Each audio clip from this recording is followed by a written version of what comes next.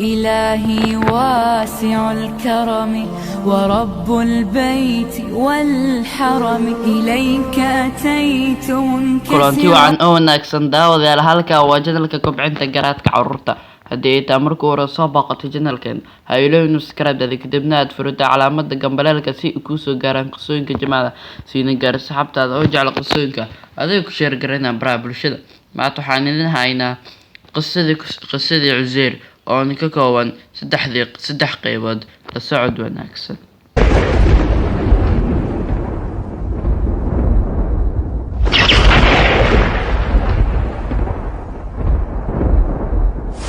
السلام عليكم ورحمة الله وبركاته. waxaan ku weydiinayaa su'aal ka hor inta aan bilaabin qisadan.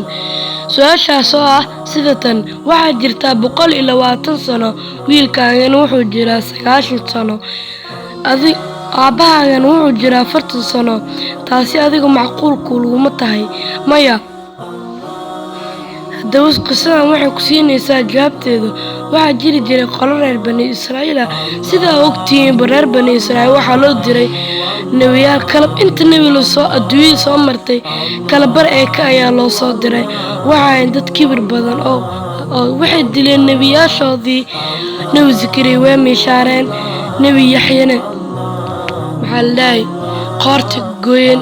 wuxuu Ilaahay ku halaagay eekana nin la dhaha Baqtunasir oo tuuladooda ayuu soo weeray, dhammaantoodana wuu baabi'iyey. kutubadii Tawraadna waa uu gubay. culimadii waa uu gubay kutubada Tawraad. dadkii soo haray qaarna wuu watay, qaarna wuu dilay. culimadu waa fikirtay waxayna duugeen kutubada Tawraad. waxaa jiray nin la dhaha Cuseyr, asigii dameerkiisa waxay soo mareen tuuladaasi ama qaryadaasi oo soo weeraray Baqtunasir. culimada qaar waxay dhahaan Cuseyr wuxuu ahaa nin nebi ah, dadna waxay dhahaan waa nin iska caadi ah oo Ilaahay ku xiran. laakiin ninkan oo Cuseyr waxa uu la yaabay sidii loo galay tuuladani ama qaryadani, sidii loo baabi'iyey, sidii ahaan jirtay ebelba. waa uu la yaabay meelihii ayuu sidii si fiican u fiirinayaa, laakiin qof joogto ma leh, waayo waxa soo weeraray ninka la dhaha Baqtunasir. asigu waxaas war ma ka ogaa. wuxuu is dhahay sidaas tuuladan sidaan u dhimatay siduu buu Ilaahay ku soo noolayn karaa. Cuseyr waxa uu helay meel uu habeenkii ku nasto oo uu ku seexdo. wuxuu soo qaatay cuntidiisii, waa uu cunay. waxa qabatay hurdo, waa uu iska seexday. laakiin wuxuu seexday seexasho maahe, Ilaahay ayaa nafta ka qaaday.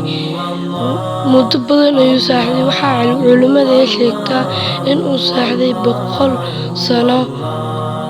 Ilaahay ayaa marba dhinac ayuu isku gagdinayay. xataa dameerkiisu waa baaba'ay, lafiisa ayaa baaba'ay. tuuladiina oo ebarka ahaydna oo baabaqto oo maxaa la dhahay Ilaahay ayaa soo ficnaysiiyey. tuuladii sidii hore ayay ku soo laabatay. Cuseyr waxa ku soo laabtay naftii, waa uu ku soo kacay. la socod wanaagsan qaybta xigta ee qisadii Cuseyr. Assalaamu calaykum waraxmatullaahi wabarakaatuh.